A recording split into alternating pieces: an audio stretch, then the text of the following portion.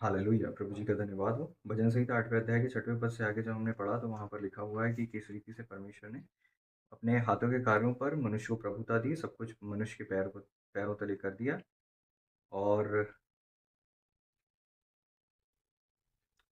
उत्पत्ति पहले अध्याय में भी हमने पढ़ा कि किस रीति से परमेश्वर ने क्या कहा, फूलो-फलो, पृथ्वी में भर जाओ, उसको अपने वश में कर लो और सब पर अधिकार रखो, चाहे समुद्र के प्राणी हों, आकाश के पक्षी हों या फिर पृथ्वी के जानवर हों। पृथ्वी पर चलने रेंगने वाले जो भी प्राणी हैं, उन सब पर भी तुम अधिकार रखो। लेकिन परमेश्वर ने प्रभु जी ने वहाँ पर एक विशेष बात कही कि पृथ्वी में भर जाओ और उसको अपने वश में कर लो। तो आदम के वश में क्या था पहले? केवल अदन की वाटिका, जिसमें आदम को बनाकर परमेश्वर ने रखा था और कहा था पृथ्वी में भर जाओ। मतलब तुम्हें जो अदन की वाटिका का जो माहौल मैंने तुम्हें दिया है, उस माहौल को जो स्वर्ग जैसा है, वो माहौल पृथ्वी के बाकी माहौल जैसा नहीं था।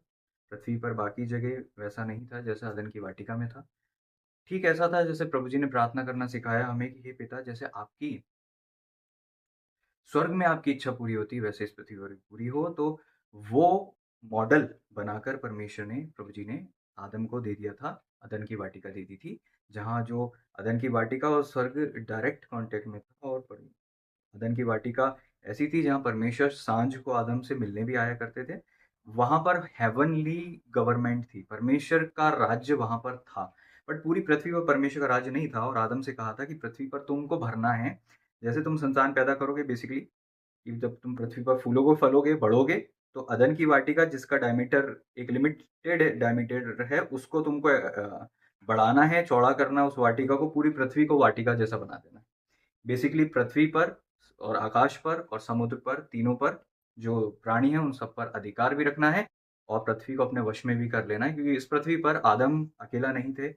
आदम अदन की वाटिका में ज़रूर थे, लेकिन पृथ्वी पर हम जानते हैं कि वहाँ पर फेंका हुआ अंधकार का जो सरदार है शैतान और उसके दूत भी वहाँ पर थे। और परमेश्वर ने आदम को जो है इतना श्रेष्ठ बनाया था, आदम को वो प्लेस दी थी जो बहुत ही श्रेष्ठ प्लेस थी।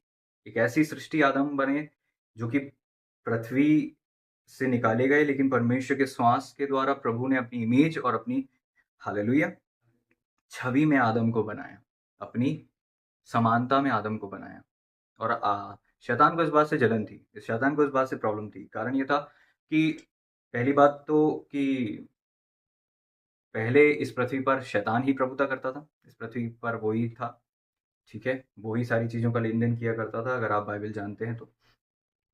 हालेलुया! क्योंकि उत्पत्ति 1 अध्याय के पहले पद और पहले अध्याय के दूसरे पद के बीच में जो है, बहुत कुछ हो चुका है, जो बाइबल में आपको दूसरी जगह पर लिखा हुआ मिलता है, जब आप पढ़ते हैं तो। Praise the lord! हालेलुया!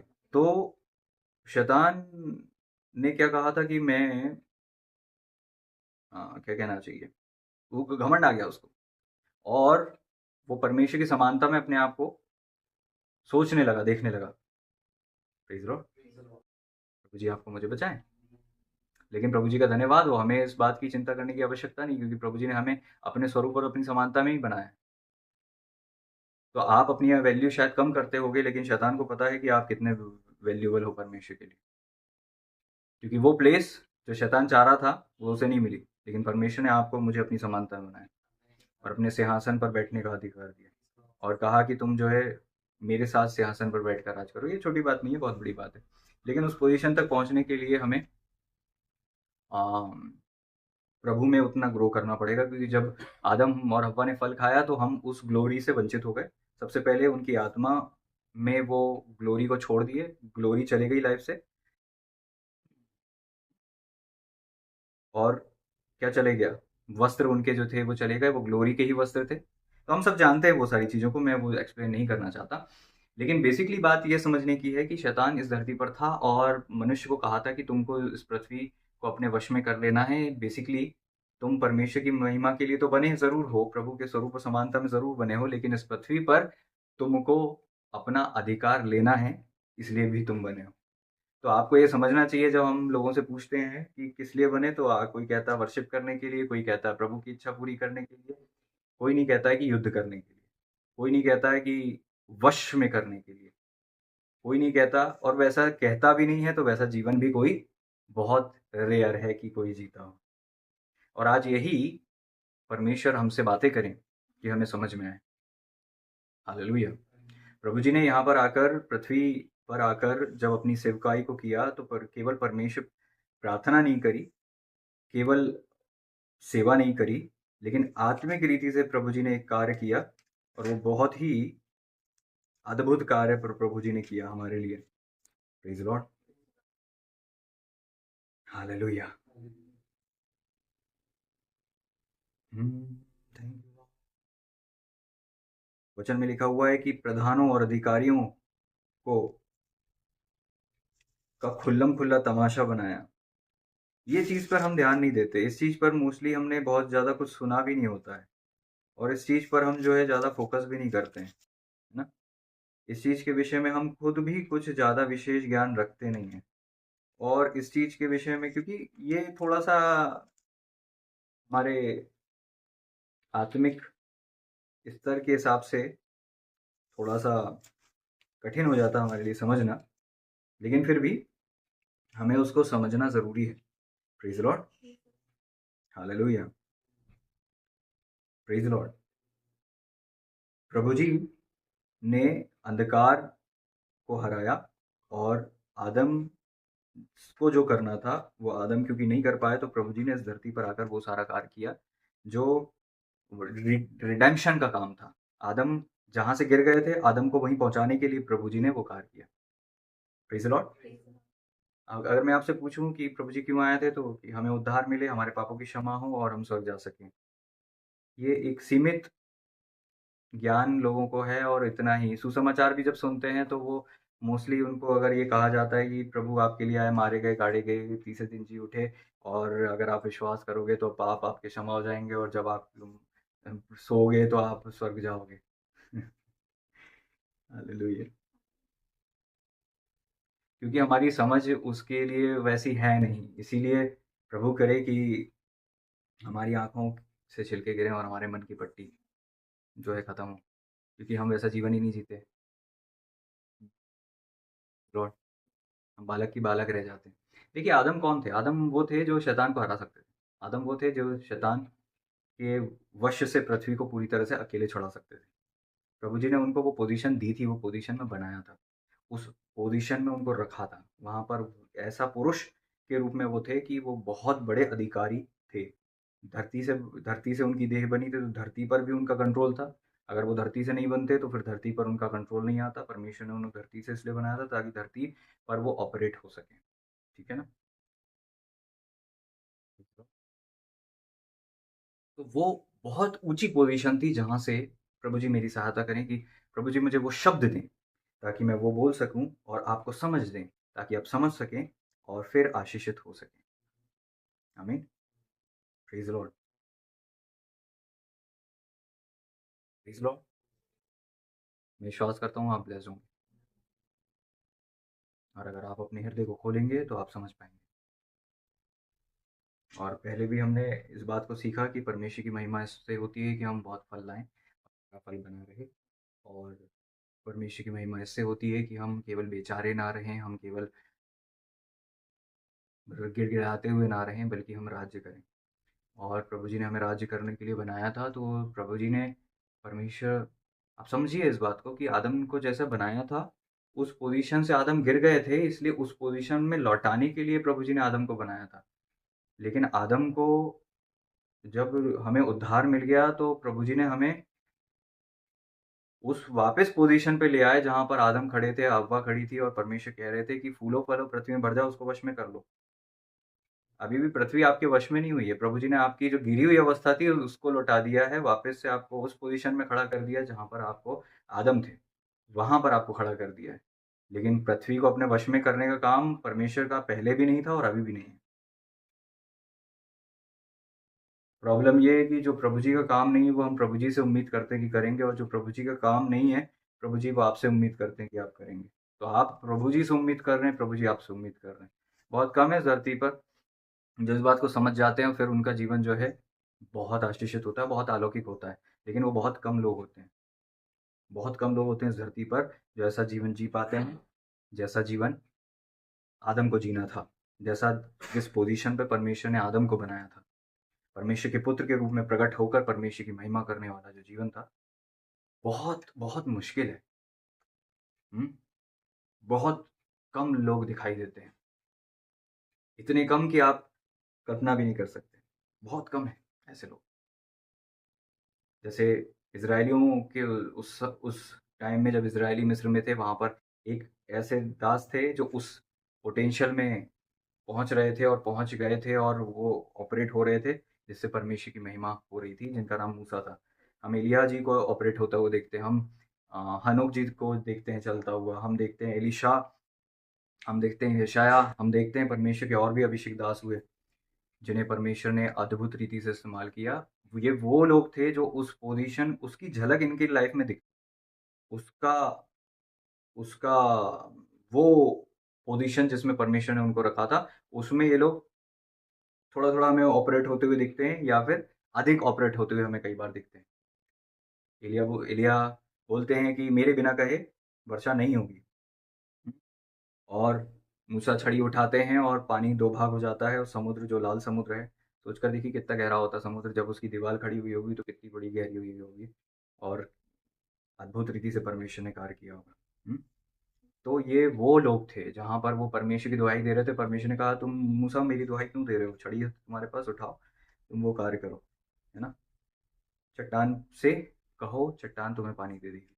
तो वो उस लेवल पर ऑपरेट होने वाले हम देखते हैं, है ना? उस लेवल की किसी के लाइफ में कुछ पोज़ीशन दिखती है, किसी के लाइफ में कुछ पावर दिखती है। शिमशोन के जीवन में हम देखते हैं एक असाधारण पावर से भरे हुए वो शख्स थे। उनके लाइफ में एक पोज़ीशन हमें वो दिखती है कि पावर में वो ऑपरेट होते थे, बहुत माइटी पावर उनके ऊपर उतरती थी। तो कुछ लोगों को हम देखते हैं कि पृथ्वी पर इस रीति से चलते हुए दिखाई देते हैं और आपको पर प्रभु जी ने जब उद्धार दिया है तो प्रार्थना में रहें। आपको जब प्रभु जी ने उद्धार दिया है, तो प्रभु जी ने आपको वो पोज़ीशन वापस दी है, जिस पोज़ीशन से आदम गिर गए थे। और आदम को जब बनाया था, तो अपने स्वरूप और अपनी समानता में बनाया था, अपनी आत्मा से भरा था और वो परमेश्वर से जुड़े हुए थे। ठीक आपको भी प्रभु जी जब बनाते हैं, उद्धार देते हैं, तो वापस से आपको नया जन्म देते हैं। ठीक है? तो आपकी आत्मा का उद्धार हो जाता है। ठीक है? और आपको परमेश्वर की संतान होने का अधिकार मिल जाता है ना? आप परमेश्वर से पहले बिल्कुल एलियनेटेड हो गए थे, बिल्कुल दूर हो गए थे, लेकिन प्रभु जी ने उद्धार का कार्य में क्या किया? वापस से आपको परमेश्वर से मेल-मिलाप कर दिया। अब जब आपने नया जन्म पाया, तो हम एक छोटे बालक की नाई मसीह में पैदा हुए। धीरे-धीरे करके हमको बालक से क्या कहना चाहिए, जवान की अवस्था में पहुँचना है। जवान से हमें पिताओं की अवस्था में पहुँचना है। जब हम चाहे चिल्ड्रन से, यूथ और यंग से हम फादर वाली पोजीशन में पहुंच जाएंगे, तब हम उस पोजीशन को प्राप्त कर पाएंगे जो प्रभु जी ने हमारे लिए रखी और फिर उस पोजीशन में पहुंचकर जो जीवन हम जिएंगे वो वैसा जीवन होगा जिससे परमेश्वर की महिमा होती है। Praise the Lord. जब बच्चा छोटा होता है तो मम्मी के पीछे छुप जाता है, लेकिन जब बच्चा बड़ा हो जाता है तो वो अपनी मम्मी का सहारा, अपने पापा का सहारा बन जाता है और फिर पहले तो बच्चे के कारण मम्मी को चिंता होती है, बाद में बच्चे के कारण मम्मी निश्चिंत हो जाती है। ठीक उसी रीति से एक बच्चा जब पैदा होता है मसीह के राज्य में, वो छोटा बालक होता है, वो पाप करता रहता है। वचन में लिखा है, हे बालकों, हे छोटे बच्चों, लिटिल चिल्ड्रन इंग्लिश में लिखा है। मैंने तुम्हें इसलिए लिखा है कि तुम्हारे पाप क्षमा हो गए हैं। हाँ, तो लिटिल बच्चे कौन है? मसीह में बच्चे कौन है? सिंपल एक ही पायदान है, एक ही एक सिंपल सा लिटमस पेपर है। जो भी व्यक्ति पाप करता रहता है, वो बच्चा ही है। उसके अंदर बचपना है, वो बच्चा है। भले ही आप उसको कितना आत्मिक समझें, भले ही वो इंसान कितने बड़े टाइटल के साथ खड़ा हो, लेकिन पाप कर रहा है, तो वो अपनी पोजीशन पर नहीं है। क्योंकि जवान जो है, वो पोजीशन हो जाती है जब आप दुष्ट पर जय पा लेते हो और मसीह का वचन आप में बना रहता है। 2 चीज़ें हैं जवान होने के लिए, मसीह के वचन, वचन में लिखा है प्रिय बालकों की नाई निर्मल आत्मिक दूध की लालसा किया करो। तो जब आप बच्चा होता है तो वो कंटिन्यू दूध पीता है। बच्चे को कुछ नहीं चाहिए, नींद और दूध, नींद और दूध। आप लोग कई बार सालों-साल मसीह में आए हुए हो जाते हैं, उसके बाद भी क्यों नहीं ग्रो कर पाते? क्योंकि नींद नहीं लेते। नींद कहाँ? अपनी माँ की गोद में, पिता की उपस्थिति में। प्रेजेंस और वर्ड, प्रेजेंस और वर्ड, प्रेजेंस और वर्ड आपको ग्रो करता है। जब आप परमेश्वर के वचन पढ़ते हो, प्रेज़ द लॉर्ड तो आप बोलते हैं बट करते नहीं है। प्रॉब्लम ये है, इसीलिए बच्चे हैं। इसलिए उसको सुने और उसको करने की कोशिश करें, क्योंकि मसीह में आपको आए हुए शायद हो सकता है बहुत सालों हो गए हों, लेकिन अभी तक पाप ही से आज़ाद नहीं हुए हैं। अभी तक पाप करने की आदत हमारी खत्म नहीं हुई है। वचन अभी तक हमारे अंदर बसा नहीं है और अभी तक हमने जो है दूध छोड़ा नहीं है, दूध के दांत गिरे नहीं है, ठोस भोजन आया नहीं है। और दुष्ट पर जय पाना तो दूर, अभी तो वो 2-3 आत्माओं से ही हम उलझते रहते हैं। थोड़ी-सी उन्नति करते हैं, फिर वही सेम आत्मा आके गिरा देती है, फिर वही पहाड़ के वही चक्कर। 2 दिन अच्छी रहती हूँ पास्टर जी, 2 दिन बाद पता नहीं क्या हो जाता है, सेम की सेम लाइफ, सेम की सेम चक्कर, साल पे साल बदल जाते हैं, लेकिन जीवन वैसा की वैसा है। तो ये बच्चे, छोटे बच्चे, लिटिल चिल्ड्रन, तो जब तक ये जवान और जवान से पिताओं वाली अवस्था में नहीं पहुंचेंगे, ये परमेश्वर की सेवा नहीं कर सकते। ये परमेश्वर के उस उद्देश्य को जिसके लिए वो बनाए हुए हैं, परमेश्वर की सेवा को वैसे नहीं कर सकते। Praise Lord. पौलुस बोलते हैं कि मैंने अपनी दौड़ पूरी कर ली, मैंने अच्छी कुश्ती लड़ी, मैंने परमेश्वर की सेवा कर ली है और मैं अपने मुकुट की ओर पहुंच रहा हूँ, निशानों की ओर दौड़ा चला जाता हूँ। तो ये सारी चीजें पौलुस के जीवन में ही क्यों दिखती हैं? एक आम विश्वासी के जीवन में क्यों नहीं दिखती? हाँ, इसीलिए क्योंकि वो बच्चे से कूच करके जवान और जवान से कूच करके पिताओं वाली अवस्था में पहुंचना ही नहीं चाहते। अपनी आदतों को छोड़ना ही नहीं चाहते। वो कुछ ना कुछ ऐसा गलत करते ही रहते हैं जिसके कारण से वो वापस बच्चे बने रहते हैं। साल दर साल बढ़ाते रहते हैं लेकिन वापस बच्चे बने रहते हैं। और हमारी जो समझ है ना चीज़ों को लेकर, वो बहुत ही गलत है। हमको लगता है कि किसी को कुछ भी हम कह दे रहे हैं तो उस या कोई अपने आप को आत्मिक बता दे रहा है तो उससे वो आत्मिक हो जाता है। एक लिटमस पेपर है कि आप अगर पाप कर रहे हो तो आप बच्चे वाली अवस्था में, और अगर आपके अंदर वचन बहुत है, वचन है और आप दुष्ट पर जय पाए हुए हो, आप दुष्ट को आपने सबड्यू कर लिया है, तो आप जवान हो केवल। और अगर आप पिता को नहीं, जो आदि से है, पिता को जान गए, वो तो बालकों यूथ के लिए लिखा कि तुम पिता को जान गए हो, जवानों के लिए लिखा है। लेकिन पिताओं के लिए लिखा है, जवानों के लिए क्या लिखा है?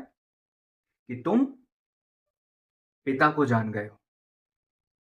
लेकिन पिताओं के लिए लिखा है कि जो आदि से है तुम उसे जान गए हो। और कुछ नहीं लिखा। 3 बार उनके लिए वचन आया है, पद में आया है, लेकिन तीनों बार यही लिखा है कि तुम पिता को जान गए हो, तुम आदि से जो है ना, परमेश्वर को जान गए हो। हालेलुया। एक ऐसा अनुभव परमेश्वर के साथ जो कि बहुत शुरुआत में आदम ने किया था। आदम को नहीं पता होगा, क्योंकि हमको परमेश्वर का नाम तो हमको अब्राहम के समय पे दिखता है। प्रभु जी का नाम तो हमें नए नियम में दिखाई देता है। तो वो परमेश्वर को कैसे लेते थे? वो नाम वैसे क्या जानते थे वो परमेश्वर का? तो जो आदि से है, पिता कौन है? जो आदि से परमेश्वर है, उनको जानना, उनको जानना आपको पिता की पोजीशन में, सन्स ऑफ गॉड की पोजीशन में पहुंचाता है। बहुत कम लोग हैं इस दुनिया में जो उस पोजीशन में पहुंचते हैं, बहुत कम। प्रॉब्लम यह है कि ये भी चुनाव हमारा है कि हम बच्चे रह जाएंगे, जवान बनेंगे या पिता की पोजीशन तक पहुंचेंगे, क्योंकि परमेश्वर ने तो सबको उसी पोजीशन में रहने के लिए बनाया जिसमें परमेश्वर ने आदम को बनाया था। और आदम को ये ब्लेसिंग थी कि आदम जो है पृथ्वी को अपने वश में कर ले। एक लड़के ने मुझसे पूछा कि भैया जी, बाइबल में तो बहुत बड़े बड़े धुरंधर हुए, फिर आज प्रभु के लोग इतने पीड़ित क्यों हैं? हम्म इसका एक एक सेकंड में जवाब देना तो ये है कि ये मनुष्य का चुनाव है, लेकिन इसको एक्सप्लेन करने में लगभग लगभग 6 से 8 घंटे लग जाएंगे। 6 घंटे तक आपको पूरी कहानी नहीं समझ में आएगी, आप कंफ्यूज रहोगे। आज एक पास्टर से पूछोगे, कल दूसरे पास्टर से पूछोगे कि ऐसा क्यों वैसा क्यों। जब आपके कॉन्सेप्ट क्लियर हो जाते हैं तो आपको ये प्रश्न आता ही नहीं है कि ये सब क्यों। ये सारे कॉन्सेप्ट आपके जब क्लियर हो जाते हैं तब आप साफ देख पाते हो कि हाँ क्या है। और आज मैं बड़े दुख के साथ ये कह रहा हूं कि नहीं दिखते ऐसे लोग जो ये सारे कॉन्सेप्ट को समझते होंगे। फिज़िकली तो मैं नहीं मिला अभी तक किसी से कि जो पूरी तरह से इन चीज़ों को समझ, कोई कुछ थोड़ा-सा पोर्शन, कोई कुछ थोड़ा-सा पोर्शन, लेकिन कंप्लीट रीति से बहुत कम लोग हैं जो समझते हैं। और हो सकता है समझते होंगे तो मेरे से शायद उस रीति से बात नहीं हुई। तो मैं आज इस बात को एक पासवान होने के नाते आप लोगों से तो एक चीज़ अथॉरिटी के साथ कह सकता हूँ कि अभी आप लोग नहीं समझते। अगर मैं आपसे बस इतना पूछूँ कि सेवकाई कितने प्रकार की होती है तो 5, हमारा इतना सीमित ज्ञान है। क्योंकि जो हमें बोल दिया गया बस हमने वही देख लिया और बस वही, और वो केवल, और जो आपको पता है वो झूठ नहीं है, वो सच है, लेकिन लिमिटेड है। और जो ज्ञान आपको के पास है अगर वो लिमिटेड है तो आप लिमिटेड हो, क्योंकि मेरी प्रजा ज्ञान के ना होने से नाश हो जाती है। तो जितना आपको पता है आप उतने ही हो, लेकिन आपसे ज्यादा शैतान को पता है, आपसे ज्यादा नियम शैतान को पता है, आपसे ज्यादा आत्मिक जगत का अनुभव उसको है, मनुष्यों के साथ डील करने का 6000 साल का अनुभव उसको है। आप अपने बारे में जितना नहीं जानते उससे ज्यादा जो है आपके खून में चलकर आपके पुरखों तक का जो डाटा है वो अंधकार बहुत सारी चीजें जानता है। आपको इससे क्या फर्क पड़ता है भैया, प्रभु के लहू से हमारे सारे जो है पाप और श्राप मिट गए, तो प्रभु में आके तो सब अमीर हो जाते होंगे। फिर किसी को डायबिटीज नहीं होती होगी। दादा को डायबिटीज थी तो बेटे को और पोते को डायबिटीज नहीं होती होगी। प्रभु में आने के बाद जब सब ठीक हो चुका है तो फिर ये नहीं होता होगा। क्यों आप गरीब हो, अभी तक 10-15 साल हो गए आप, ये प्रॉब्लम है।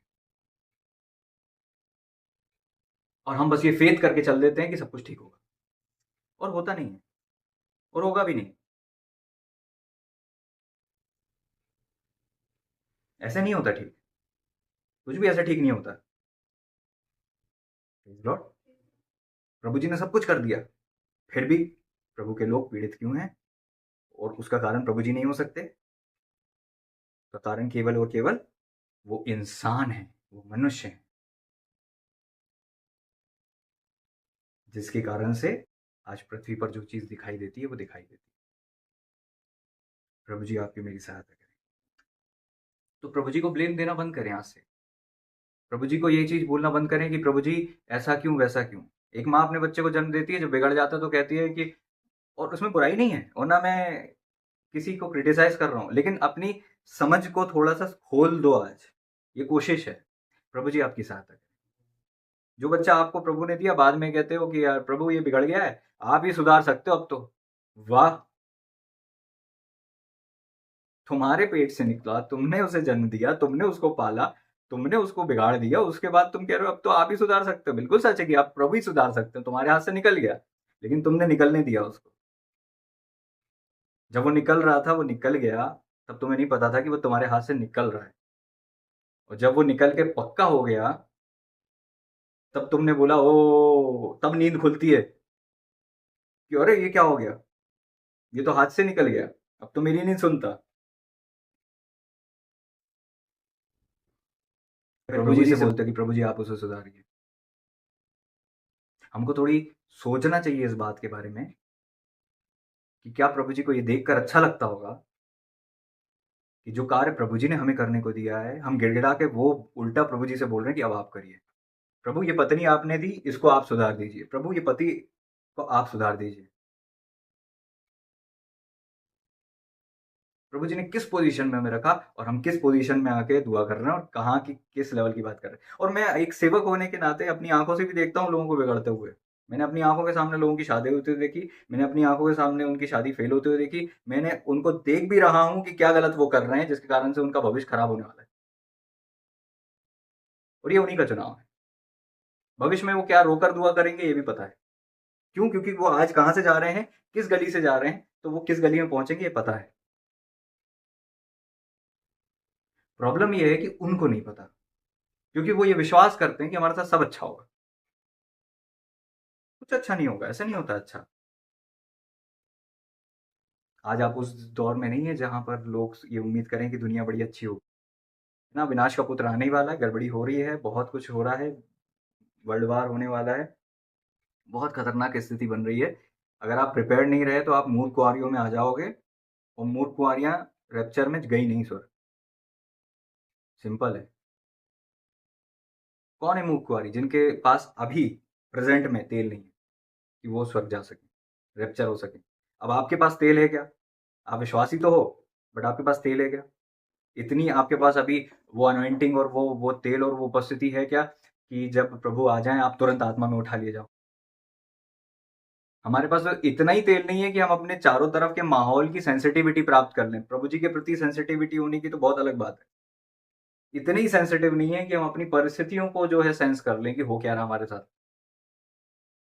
अंधकार में चलते हैं और आंख पर पट्टी बांधकर टटोलते और कहते हैं हम विश्वास से चल रहे हैं, हम विश्वासी हैं। ऐसा नहीं है विश्वासी जीवन। हाँ, ये शुरुआत में हो सकता है, ये शुरुआत में आप आते हो तो ये उम्मीद की जा सकती है कि हाँ भाई, आपको नहीं पता कुछ, आपको नहीं बताया कुछ। बट बेसिकली आपको अपने जीवन की स्वयं जवाबदारी लेनी पड़ेगी। स्वयं आपको प्रभु में बढ़ना पड़ेगा। स्वयं आपको निर्मल आत्मिक दूध की लालसा करना पड़ेगा। स्वयं आपको प्रभु जी की उपस्थिति में बैठना पड़ेगा। आपकी ग्रोथ इंटेंशनल है, मैंने कहा था, एक्सीडेंटल नहीं है। कोशिश करना पड़ेगा, प्लान करना पड़ेगा, स्ट्रक्चर बनाना पड़ेगा, फिर उसमें काम करना पड़ेगा, और फिर आप जैसे जैसे पहुंचोगे धीरे धीरे करके आपकी उन्नति एविडेंट होगी, दिखाई देगी। यहाँ बोल देने से और यहाँ सुन लेने से कुछ नहीं होता। अगर आप उसको काम नहीं में नहीं लाते और उसको लागू नहीं करते, और आपको ये नहीं पता कि उसको काम में कैसे लाना है, और फिर आप प्रभु को ब्लेम देते हो कि यार ये मेरा पति बिगड़ गया, मेरी पत्नी बिगड़ गई, तो पहले तुमने उसको अपने पास रखा, तुमको उसको बताना था, तुमको उसको सिखाना था। ये प्रभु जी का काम नहीं था, तुम्हारा। बच्चों वाली रिक्वेस्ट आती है पास्टर के पास भी। प्रभु में आए हुए आपको 3 साल से ऊपर हो गए और अभी भी आप वो बच्चों वाली रिक्वेस्ट लेकर आ रहे हो, उसका मतलब आप जो है बच्चे बच्चे वाली अवस्था में आप बहुत पीछे हो। लगभग लगभग 3 साल में एक विश्वासी को इस पोजीशन में आ जाना चाहिए जहां उसका रिश्ता प्रभु जी से गहरा हो, जहां वो वचन को जानने लगा हो, जहां वो जवान वाली पोजीशन में आ चुका हो। 3 साल के अंदर जवान हो जाना चाहिए एक व्यक्ति को, मात्र 3 साल। 3 साल बीतने के बाद वो जवान वाली अवस्था में पहुंच ही जाना चाहिए। पौलुस नए नए बच्चे थे, अधीन रहे कलीसिया के, गमलीएल की कलीसिया के, और उसके बाद उनने सेवकाई चालू कर दी, और उसके बाद फिर वो पीछे पलट के नहीं देखे। बाद में पतरस भी कहते हैं कि पौलुस की जो बातें हैं बहुत कठिन है थोड़ी समझना। इतनी ग्रोथ उनने अपने जीवन में देख ली थी। सबसे ज्यादा पत्रियां उनने लिखी जो प्रभु जी को के साथ भी नहीं चले थे, लेकिन आत्मा में प्रभु के पीछे चलते थे और प्रभु के जैसे बनते गए, और कहा कलीसिया को कि मेरी जैसी चाल चलो, मैं मसीह की जैसी चाल चलता हूँ। और वो कहते हैं कि आज से 14 साल पहले, 14 साल पहले की पुरानी बात बता रहे थे कि तीसरे स्वर्ग तक उठा लिए गए। 14 साल पहले की बात जो पत्री लिखी, उसके 14 साल पहले उनके साथ वो हेवनली अनुभव हुआ जब वो थर्ड हेवंस तक उठा लिए गए। तो 14 साल बाद उनका आत्मिक जीवन का स्तर क्या रहा होगा, कल्पना से भी बात। अब उनने अपनी प्रेजेंट कंडीशन नहीं बताई, उनने बहुत पहले का अनुभव उनका बताया। और 14 साल प्रभु के पीछे इतनी ईमानदारी से चलने वाला व्यक्ति जो 14 साल पहले तीसरे स्वर्ग तक उठा लिया गया हो आत्मा में, वो 14 साल बाद किस पोजीशन पर पहुंच जाता होगा, प्रभु जी जानते हैं। टापू पर आते हैं, टापू से एक आग के लिए लकड़ी रखी रहती है, उसमें से एक करेत निकलता है, करेत उनको डसता है, सब लोग बोलते हैं कि अरे अब तो ये मर गया। जब वो नहीं मरता है, पत्र पौलुस नहीं देखते हैं कि कुछ नहीं हुआ, तो वो बहुत चक्का हो जाते हैं और बोलते हैं अरे देवता प्रकट हो गए, देवता प्रकट हो गए, क्योंकि ये इंसान के लेवल की बात नहीं है। जिस लेवल पर पौलुस ऑपरेट हो रहे थे वो ईश्वरों वाला लेवल है। इतना जहरीला सांप काट लेता है और वो अपने घबरा जाते हैं और बोलते हैं देवता आ गए हमारे बीच, देवता प्रकट हो गए। लॉर्ड थोमा जी के विषय में हम जानते हैं कि जब साउथ में आए तो जब लोग ब्राह्मण लोग है ना, सूर्य को पानी चढ़ा रहे थे, वो नीचे जा रहा था, लेकिन थोमा ने बोला कि मेरा ईश्वर तो ग्रहण कर लेता। उनने पानी नीचे डाला, वो पानी ऊपर चले गया। ये उन सब के हाथों और उनके वश में और उनकी अधीनता में दी हुई पावर थी, जिसको आप मिरेकल कहते हो। ये नॉर्मल दिनचर्या है, ये उनके हाथ में था। वो जैसा सोचते वैसा करते। अगर वो बोलते कि देखो पानी इधर जाएगा तो इधर जाता, पानी इधर जाएगा तो इधर जाता। ये उनके हाथ में था, जिसको आप मिरेकल कहते हो कि चमत्कार हो गया, प्रभु जी ने बड़ा काम कर दिया। आपको बड़ा आश्चर्य होगा कि कई सारा कार्य जो है परमेश्वर ने आपको जो अधिकार दे दिया, अभी आपकी वो समझ नहीं है। कि आपको वो शब्दों से बताया भी जा सके, उसके लिए अनुभव होना। क्योंकि निचले स्तर पर अगर वो बातें बता दी जाएं तो लोग डिस्टर्ब हो जाते हैं। इसलिए उसके लिए पोजीशन होना, उसके लिए अंडरस्टैंडिंग खुद अनुभव से ही आती है। इसके लिए प्रचार नहीं किया जा सकता, क्योंकि कई ऐसी बातें हैं जो मुंह से नहीं कही जाती। लेकिन जब आप ऑपरेट होने लग जाते हो तब आपको पता चलता है कि ये क्यों हुआ। रीनेट बोंकी जी का नाम आप लोगों ने सुना होगा। वहां पर एक उनके दादा जब विश्वास में आए तो उनकी गाड़ी खराब हो गई। एक मिशनरी जा रहे थे उनके गांव से जर्मनी में, तो उनके गांव से होकर जा रहे थे, उनकी गाड़ी खराब हो गई। जब गाड़ी खराब हो गई, मिशनरी थे, इवेंजलिस्ट थे, सुसमाचार प्रचारक थे, तो उन्होंने गांव में जाते थे एक चीज बोली, इस गांव में कौन कौन बीमार है। तो पता चला कि रीनेट बोंकी के दादा बीमार थे। और जाकर उनको छूते हैं और एकदम से उनको बहुत पावरफुल झटका लगता है और पूरा बुखार उतर जाता है। मरने पर ही थे वो, लेकिन वो चंगे हो जाते हैं। फिर वो बोलते हैं यीशु का नाम सुना है तुमने? उन्होंने कहा नहीं सुना। उन्होंने कहा ठीक है मैं बताता हूँ। फिर उन्होंने कहा कि उन्होंने दुआ करी, हालेलुया। फिर उनका उद्धार हुआ, जिसके कारण से रीनेट बॉन्की के दादा, पिता, और फिर 18 साल बाद रीनेट बॉन्की जो है पैदा होते हैं। और फिर वो इतनी बड़ी सेवा करते हैं और पूरे के पूरे अफ्रीका में बहुत बड़ी सेवकाई उनकी रही। तो एक सुसमाचार प्रचारक, प्लान भी नहीं था गांव में जाने का, गाड़ी खराब हो गई तो पहुंच गए। और जाते से ये नहीं बोलते मैं यीशु का दास हूं, मैं नहीं नहीं नहीं, कौन बीमार है, कौन मरने पर है, किसको चंगाई चाहिए, ठीक है आजा, ठोक ले, चंगे हो गए, ले तुम चंगे हो गए, ले तुम चंगे हो गए। और हम लोग का विश्वास क्या है, हम जाएंगे पहले प्रार्थना करेंगे। आज प्रचार का बोल दिया जाए तो सबसे पहले प्रार्थना करने लगते हैं कि हम क्या बोलें। ये हमारी प्रॉब्लम है। फिर प्रचार का बोल दिया जाए, खड़े होकर समर्पण करते हैं कि प्रभु प्लीज आप मुझे इस्तेमाल करिए, मुझसे बातें करिए। आप कहोगे भैया यही तो हमने देखा है, इसलिए आप वैसे ही सीमित रहते हो। आपको पता है कई बार फॉर्मेलिटी के लिए दुआ करता हूँ, मुझे ना बोझ होता है ना प्रभु जी बोलते कि दुआ कर, बस चालू हो जाए। मैं केवल फॉर्मेलिटी के लिए करता हूँ, जानबूझ करके दुआ करता हूँ। कोई ज़रूरत नहीं है। मैंने अपने लीडर को देखा, वो दुआ भी नहीं करते थे, वो बाइबल खोल लेते थे और प्रचार करने लगते थे। कोई ज़रूरत नहीं होती है। वहां पर नहीं लिखा कि जाओ और बीमारों के लिए प्रार्थना करो कि वो चंगे हो जाओ। वहां पर लिखा है जाओ बीमारी के लिए दुआ करो। दुआ फील्ड में नहीं होती कभी, दुआ आपकी पर्सनल लाइफ में होती है, गुप्त में होती है। प्रभु जी ने जाकर कई लोगों के पास जाकर दुआ नहीं करते थे, काम करते थे, चंगाई देते थे। दुआ गुप्त में होती है। वहां पर लिखा है कि बीमारों पर हाथ रखेंगे, ना कि बीमारों के लिए दुआ करेंगे, प्रभु प्लीज आप तो सुनते हैं, आप तो ऊँगते नहीं हैं, आप तो सोते नहीं हैं। बच्चों वाली दुआ, बच्चों वाली दुआ। दुष्टात्मा को बोलते निकल जाओ, वो बोलती नहीं निकलूंगी। आधा घंटा ले लेती तुम्हारा, एक सड़ी सी छोटी सी आत्मा। और आधे घंटे बाद निकल जाती तो हम बोलते हैं अरे आप कुछ होगा, कहाँ से हम पास्टर। मैं किसी पास्टर को क्रिटिसाइज नहीं कर रहा हूँ, मैं अपने ऊपर ले रहा हूँ। मैं अपनी बात तो कर ही सकता हूँ, लेकिन देखो आप कहाँ हो। छोटी सी आत्मा आपको बोल देती नहीं, उसका आपको नहीं कहना ये बताता है हु आर यू। और अगर उसने आपको नहीं कहा फिर उसके बाद उसके साथ क्या होता है वो बताएगा कि फिर आप कौन। प्रभु जी से किसी आत्मा ने नहीं कहा मैं नहीं जा रही। कहने का मतलब ये है, देखिए मैं यहाँ पे किसी को क्रिटिसाइज करने के लिए कुछ भी नहीं बोल रहा हूँ। मेरी बस एक ही कोशिश है कि इवन मैं भी खुद के लिए, खुद के ऊपर अप्लाई कर रहा हूँ। मैंने जो पास्टर की बात बोली वो खुद के लिए भी सोच रहा हूँ, ठीक है। और अगर आप सेवक हैं तो आप खुद के लिए सोचें कि हम कहाँ हैं आज। और मैं कौन होता हूँ कि आपको बोलूँ, लेकिन मेरे पास अधिकार है। उस अथॉरिटी के अधीन होकर मैं बात कर रहा हूँ। जितने लोग उस आवाज़ के अधीन हैं, जो प्रभु जी ने अधिकार मुझे दिया है, उनको मैं संबोधित करते हुए कहता हूँ praise the lord, hallelujah. Where are we right now? हम कहाँ हैं आज? सुसमाचार प्रचारक, हमको लगता है सुसमाचार प्रचारक का मतलब बड़ा छोटा व्यक्ति होता है। नहीं, पुराने समय में जो सुसमाचार प्रचारक हुआ करते थे, इवन आज भी इवेंजलिस्ट जो होते हैं सबसे पहले वरदानों में ऑपरेट होते हैं। क्या है? आप देखते हो बिली ग्राम जी के विषय में हमने पिछली बार बात करी थी कि कैसे वो भी इवेंजलिस्ट थे। बेनिन जी जो है टेली इवेंजलिस्ट कहते हैं उनको, हीलिंग इवेंजलिस्ट कहते हैं। तो आपको लगता है सुसमाचार प्रचारक होना मतलब छोटी बात होती है? नहीं, परमेश्वर का कोई भी कार्य छोटा नहीं होता। सबका अपना काम है और सबकी अपनी पोजीशन है। और प्रभु जी ने जो आपको कार्य दिया है, उस कार्य में आप कितने पारंगत हो, उससे परमेश्वर की महिमा होती है। और उस काम में अगर फेलियर दिखता है तो प्रभु की महिमा नहीं होती। प्रभु जी ने क्या कहा? मैं कब तक हे अल्पविश्वासियों, कब तक तुम्हें सहूंगा? अभी तक आपको प्रभु सह रहे होंगे तो सोचकर देखो, प्रभु जी क्या आपको नहीं सह रहे? कितनी आत्माएं निकाल पाते हो? चेलों ने तो नहीं निकाली, आपने कितनी निकाली? उस समय नहीं निकाल पाए। प्रभु बोलते हैं मैं कब तक सहता रहूंगा। और प्रभु जी उनके साथ मुश्किल से कुछ ही वर्ष रहे थे, और आप प्रभु के साथ कितने साल तक रह चुके हो?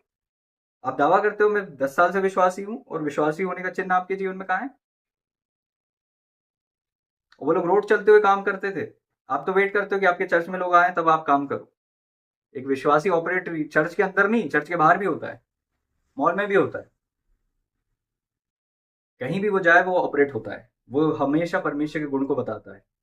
लेकिन हम लोग ने आदत बना ली है चार दीवारी के अंदर ही परमेश्वर को महिमा देने की, कि बाहर बाहर जाते हैं तो हम तो ये भी नहीं शो करते कि हम विश्वासी हैं। जबकि आपको परमेश्वर ने ज्योति के रूप में बनाया है कि आप बाहर जाकर चमको और बाहर बता सको।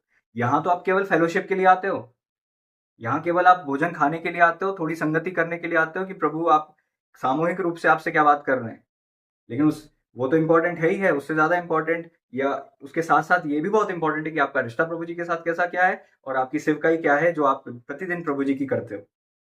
कितने लोग जो आपके चारों तरफ आते हैं उनको आपने सुसमाचार सुनाया? कुछ लोग आपसे आप लाइफ में कभी कभी एक ही बार मिलते हो, दोबारा शायद आप उनसे नहीं मिलोगे, लेकिन वो याद रखेंगे क्योंकि आपने 2 मिनट उनसे बात कर ली थी। तो जब न्याय होगा तो आपसे जरूर बोलेंगे कि तुमने बताया नहीं हमें, प्रभु इन लोगों ने नहीं बताया हमें।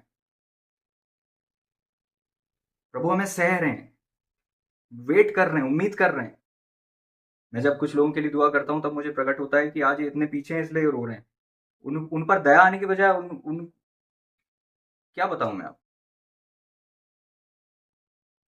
जब एक बहुत बड़ा वयस्क बच्चा हो जाए और उसके बाद भी रोकर मम्मी के पल्लू में छुप जाए, तो उस पर दया आएगी कि गुस्सा आएगा? बताइए क्या आएगा? हाँ, तो वही आता है। जब एक पुराना विश्वासी बच्चों जैसे रिएक्ट करता है तो गुस्सा आता है कि भाई क्यों ग्रो नहीं किया आपने। प्रभु ने बच्चे दिए, बाद में कहते हैं भैया बच्चे बिगड़ रहे हैं, तो बच्चे आपके हैं, क्यों बिगड़ रहे हैं? वो तो मेरे आधी नहीं रहती, मेरे तो सुनती नहीं है। भाई तेरी पत्नी तेरी नहीं सुन रही है, तुम्हारे बच्चे तुम्हारी नहीं सुन रहे हैं। हमने चर्च को क्या बना दिया है कि बच्चे बिगड़ जाएं चर्च में सुधरेंगे, पत्नी बिगड़ जाए चर्च में सुधरेगी, सब बिगड़ा हुआ काम चर्च में सुधरेगा।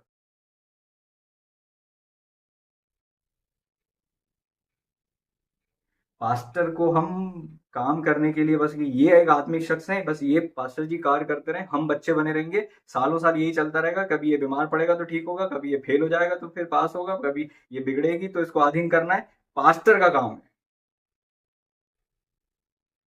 तो पास्टर को बस 4 लोगों को बचाकर उन 4 लोगों को डेली हर हफ्ते नहलाना धुलाना, चंगा करना, फिर वो बंद के आएंगे, फिर उनको साफ करना, और कभी उनके बच्चों को सुधारना, कभी उनकी फाइनेंस को देखना, कभी उनके ये हो गया वो हो गया, ये बीमार पड़ गया, इसका एक्सीडेंट हो गया, इसका ये हो गया, बस यही चीज करते रहना।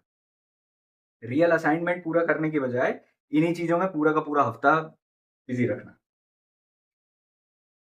हम नहीं सुधर रहे तो हम पास्टर को जब बुला रहे हैं ना, तो उनका भी टाइम हम बहुत ज्यादा वेस्ट कर रहे हैं, क्योंकि वो कहीं कुछ ज्यादा प्रोडक्टिव कर सकते थे, लेकिन हम अपनी जवाबदारी पूरी नहीं कर रहे, इसलिए हम अपने पास्टर को अपनी दुखती हुई इसमें इन्वॉल्व कर दे रहे हैं। और ये सोचते हैं, हमारी बुद्धि भी ऐसी है कि पास्टर का काम ये नहीं तो और क्या है, यही तो काम है पास्टर का। बर्थडे है तो पास्टर जी आ जाए, भाई दुआ कर दो पास्टर, है ना? घर ले लिया, आ जाओ पास्टर जी दुआ कर दो। काम क्या है पास्टर जी का? रियल काम क्या है? मुझे बाइबल में से ढूंढ कर आप बताइए। प्रारंभिक कलीसिया में क्या काम करते थे सेवक लोग? प्रार्थना करना, प्रचार करना, प्रार्थना करना, प्रचार करना। और वहां पर जो विश्वास में आ जाते थे वो खुद इतने परिपक्व होते जाते थे कि वो सर्दी बुखार के लिए पास्टर को बार बार परेशान नहीं करते थे, क्योंकि उनके दिमाग में ये शुरू से था कि मैं विश्वासी हूँ तो मैं बीमारों पर हाथ रखूंगा चंगा हो जाए, दुआ नहीं करूंगा बीमारों के, हाथ रखते ही चंगे होने चाहिए, दुष्टात्मा निकलनी चाहिए, नई नई भाषा बोलनी चाहिए, जहरीली वस्तु पी जाऊंगा तो हानि नहीं होगी, ये वाला फेथ पहले दिन से उनके अंदर होता था और पहले दिन से वो उस चीज को ऑपरेट करने लग जाते थे।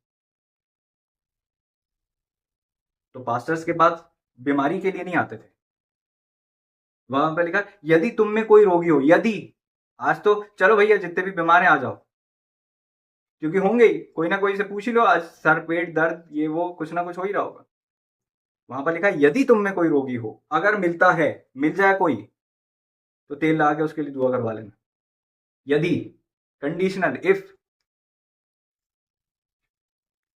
कहने का मतलब ये है कि हम परिपक्व नहीं होते, जिसके कारण से हमारी सोच भी जो है ना गलत ही डायरेक्शन में चलती है, और हमारी सोच नहीं बदलेगी तो हमारा डायरेक्शन नहीं बदलेगा, और यही हमारी आंखों पर पट्टी है, जिसके कारण शैतान को बहुत मजा आता है कि बस इसको बीमार करते रहो और इसके पास्टर को बिजी रखो, इनको जो है बच्चे बचपने में बिजी रखो और पास्टर को इनके बचपने को सुधारने में बिजी रखो, सबको अपना एक स्ट्रक्चर में बिजी रखो कि ये किसी भी कंडीशन में उस पोजीशन तक ना पहुंच जाए जहां वो मेरा सामना कर सके। इनको आपस में उलझा कर रखो, ये एक बहुत अच्छा सिस्टम है।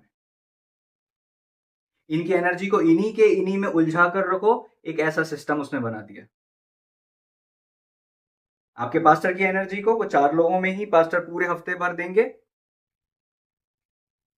और बस वो ही साइकिल रिपीट होती जाएगी। मैं नहीं कह रहा हूं कि सेवक लोग और लोगों को उद्धार नहीं देते, का संदेश नहीं देते या सेवक नहीं करते।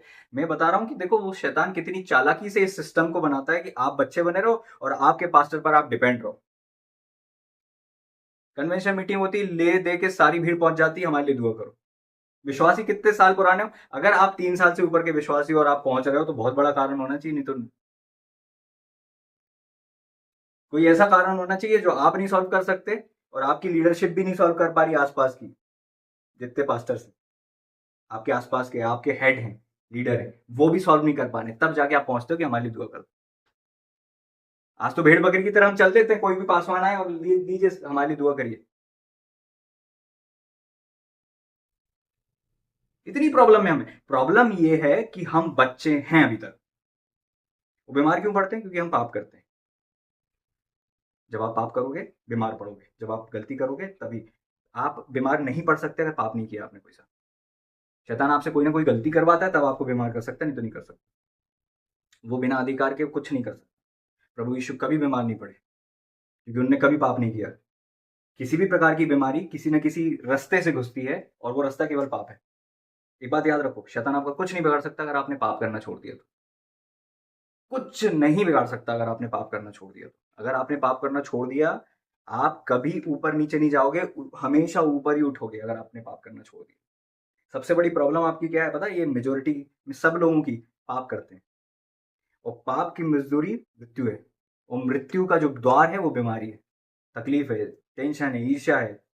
शरीर के जितने भी काम है वो सब क्या है? पाप। और वो सारे द्वार क्या कहाँ ले जाते हैं? मृत्यु। आत्मिक मृत्यु, शारीरिक मृत्यु।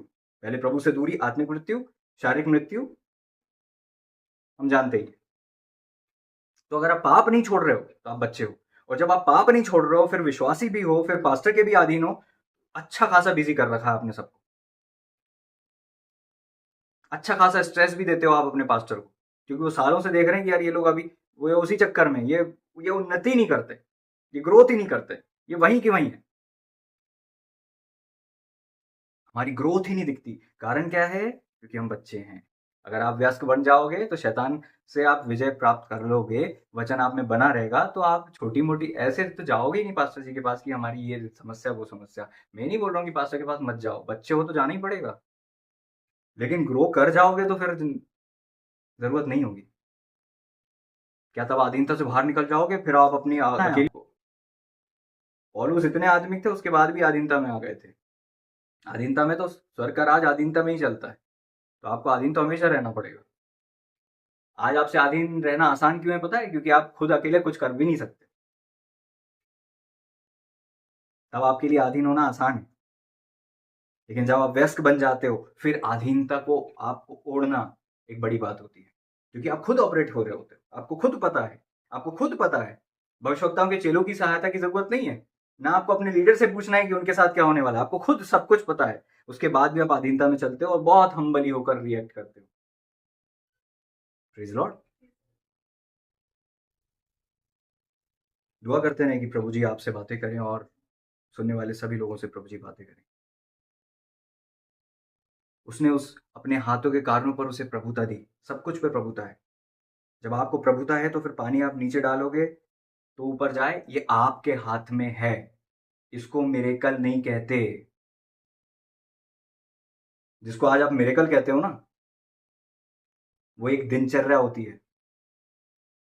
प्रभु जी पानी पर चल के आए, वहां पर ये नहीं हुआ कि देखो बच्चों, पानी पर चलना मैं बताता हूं तुम्हें। उन्होंने कहा डरो मत, मैं हूं। इसमें कौन सी बहुत बड़ी बात है कि तुम लोग ऐसे रिएक्ट कर रहे हो। वो आपके लिए मिरेकल है कि प्रभु जी पानी पर चल रहे हैं। और अगले ही पल पतरस चल रहे थे। तो ये आपके लिए न्यूज है, ब्रेकिंग न्यूज। भैया इतना बड़ा चमत्कार हो गया, ये आपके लिए, ये तो नॉर्मल है। पानी पर चलना ये कोई बहुत वो थोड़ा ना। डरो मत, मैं ही हूं। मैं नाव पे थोड़ा ना आऊंगा। रात में कोई नहीं था, मैं पानी पे आ गया। ये बहुत नॉर्मल चीज है। जिस चीज को आप मिरेकल कहते हो, जिसके लिए ताली बजाते हो ना, बहुत नॉर्मल है। परमेश्वर के पुत्र जब प्रकट होंगे, उनके लिए वो सारी चीजें बड़ी अलौकिक रीति से होंगी, लेकिन आम आदमी देखकर परमेश्वर की महिमा करेगा, क्योंकि ये रियल में उनके लिए भले ही नॉर्मल हो, लेकिन बाकी लोगों के लिए बहुत बड़ी बात है, वो मिरेकल है। हालेलुया। प्रभु जी का धन्यवाद हो, पानी पर प्रभु जी चलते हैं। लेकिन आप कभी भी देखो कि ये हाईलाइट प्रभु जी ने किया हो कि मैं पानी पर चल के आया। इसको तो आप लोग हाईलाइट कर रहे हो। प्रभु जी पानी पर चल के आए। प्रभु जी ने वो बात इसलिए सिखाई थी ताकि पतरस ने क्या किया और बाकी क्या किया। प्रभु जी पहाड़ पर भी डायरेक्ट हो सकता है डायरेक्ट पहुंच जाते होंगे, कोई ऐसे पगडंडी से होते हुए जाते होंगे। लेकिन वो सब न्यूज नहीं है, क्योंकि वो बताना जरूरी नहीं था। लेकिन यहां पर कुछ सिखाना चाह रहे थे प्रभु, इसलिए वो पानी वाली बात आ गई सामने।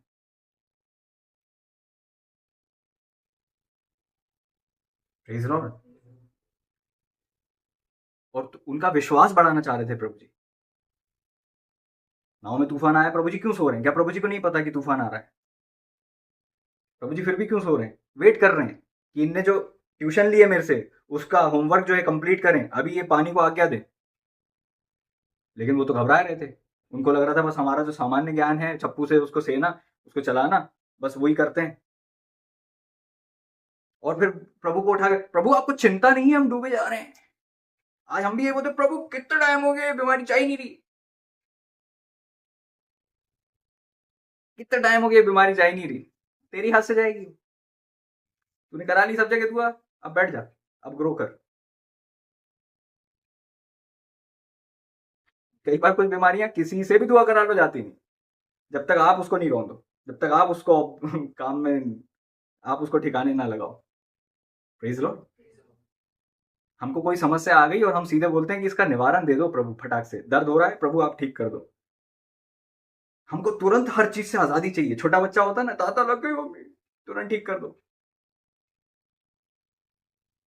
लेकिन कई सारी बीमारियां, कई सारी तकलीफें, कई सारी प्रॉब्लम्स आपको वो बनाने के लिए आती हैं जो प्रभु आपको बनाना चाहते हैं। उस पोजीशन पे आपको ले जाने के लिए आती हैं जो प्रभु चाहते हैं कि आप ऑपरेट हो। उस बोझ को आपके अंदर देने के लिए आती हैं ताकि आप वो बोझ को प्राप्त कर सको। उस युद्ध को परमेश्वर आपको लड़ना सिखाना चाहते हैं, इसलिए उस तकलीफ से गुजारना चाहते हैं कि आप गुजरो और सीखो। क्योंकि आप अपने कंफर्ट जोन के इतने आदी और इतने प्यार है ना आपको अपने कंफर्ट जोन से, बहुत प्यार है। और आज मैं देखता हूँ लोग थोड़ी सी देर सो जाऊं, थोड़ी सी देर में उग जाऊं, थोड़ी सी देर कल से दुआ कर लें, परसों से कर लें। ये कंफर्ट जोन है जो आपको ग्रो ही नहीं करने दे रहा है। आप अपने कंफर्ट जोन के कारण से पुश नहीं करते अपने आप को, इसलिए ग्रो नहीं करते हो। पता है कि अगर आप ऐसे झुक के, कुछ लोग है ना झुक के दुआ करते हैं, लेट के दुआ करते हैं, फिर सो जाते हैं, फिर बोलते हैं सॉरी लॉर्ड, 2 घंटे चले गए। पुश नहीं करते अपने बॉडी को, बैठाते नहीं कि ऊँगना नहीं है तुझे रात भर, बैठे रहना है। अपने ऊपर कठोर नहीं है वो। इतने कंफर्ट जोन के आदी हैं, अपनी नींद के इतने गुलाम हैं कि बस जब आएगी सुला जाएगी उनको। इसलिए परिस्थितियां उनकी लाइफ में ऐसी आती हैं जो उनको प्रेशराइज करें कि उस छिलके से बाहर निकले, उस कोकून से बाहर निकले और दुनिया को देखें कि दुनिया बड़ी है। आप लोगों की समस्या की उम्र आपकी ग्रोथ पे डिपेंड करती है। जब आप ग्रो कर जाओगे, आप समस्या से निकल जाओगे।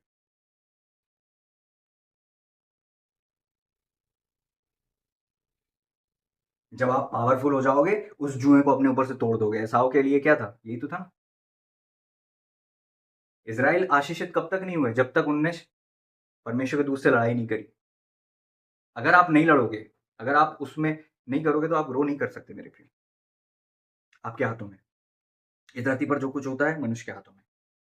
कहें इस धरती पर जो कुछ होता है, इस धरती पर जो कुछ होता है मनुष्य के हाथों में। मेरे साथ जो कुछ होता है मेरे हाथों में। इसको समझो और मानो इसको।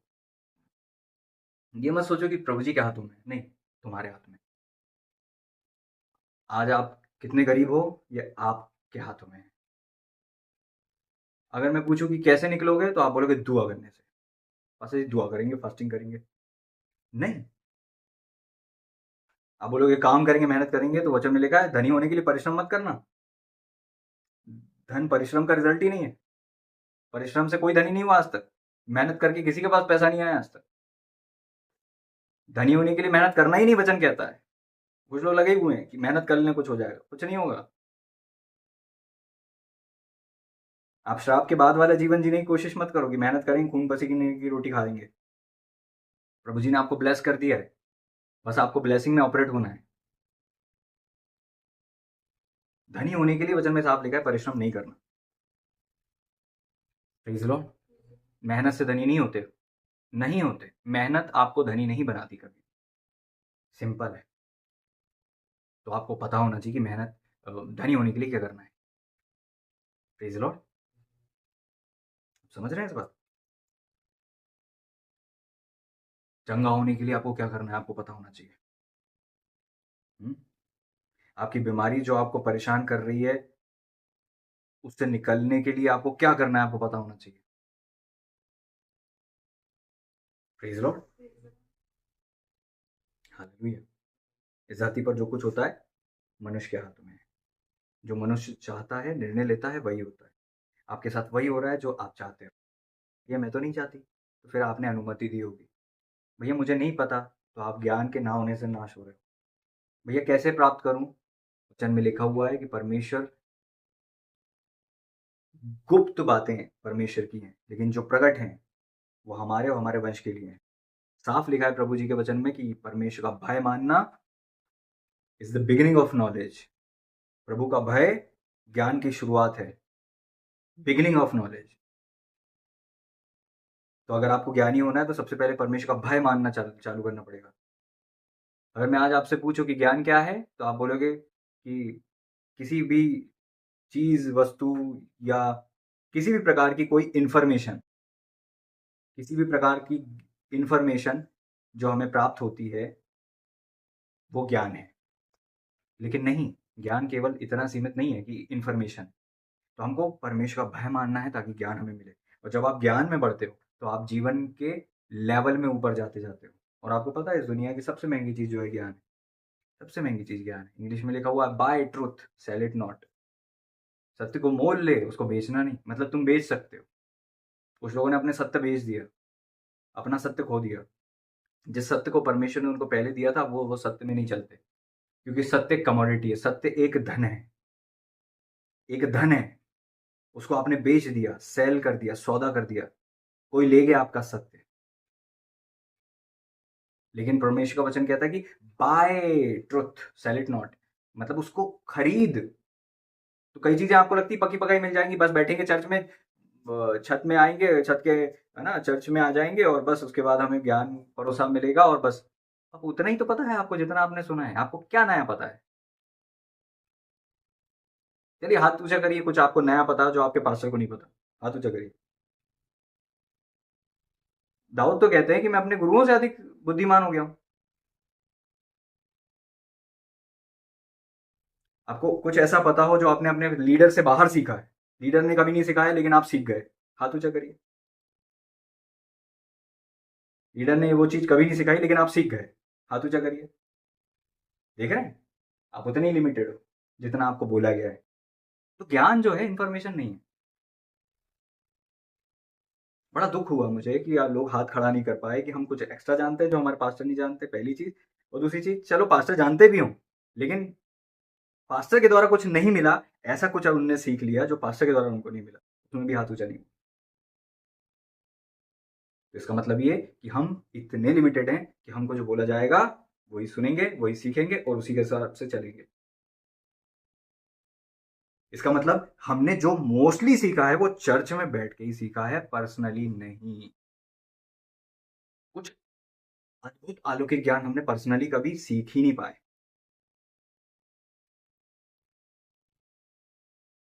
और सीखा भी होगा तो उसको बढ़ा नहीं पाए। उतना ही सीखा जो उनने भी सिखाया था, तो वो मैच ही हो रहा है। हमने कुछ नया सीख लिया पर्सनली, बट वो उससे ही मेल खा रहा है जो हमने चर्च में सीखा था। तो आज हम हाथ खड़े नहीं कर सकते, क्योंकि सेम चीज़ है। जब आप 1 घंटे प्रचार कर लो, उसके बाद जब लोगों से पूछो, भैया बस प्रार्थना कर, क्या क्या प्रचार था? भैया प्रार्थना करना, पाप नहीं करना, प्रभु क्षमा करते हैं, प्रभु दया करते हैं। सारी चीज़ों का सारांश एक ही चीज़ पे आ जाता है, बस प्रार्थना करना। अभी भी अगर मैं इतना प्रचार करने के बाद मैं बोलूँगा कि कैसे उन्नति करोगे? भैया प्रार्थना बढ़ानी है, दुआ प्रार्थना बढ़ानी है, उपवास करना है, संगति में रेगुलर रहना है, बस ऐसे उन्नति हो जाएगी। तो ये तो कर ही रहे हो आप। कहाँ कर रहे हो? कहाँ उन्नति हो रही है आपकी? कैसे करने से उन्नति नहीं होती? होती है, बट कुछ ऐसा है जो आप नहीं कर रहे जिससे रियल में उन्नति होती है, और वो भी सब प्रचार यहाँ से किया जा चुका है। Praise the lord. प्रभु जी आपको ब्लेस करें, प्रभु जी आपकी सहायता करें। आने वाले दिनों में प्रभु जी ने चाहे तो हम और भी देखेंगे, और अभी तो हमने sermon स्टार्ट ही किया था, हाँ। लेकिन मैं विश्वास करता हूँ कि आप आशीषित हुए हैं, और जितना आपके लिए सुनना और जानना ज़रूरी था, वो आप तक पहुँच चुका है। प्रभु जी आपको ब्लेस करें।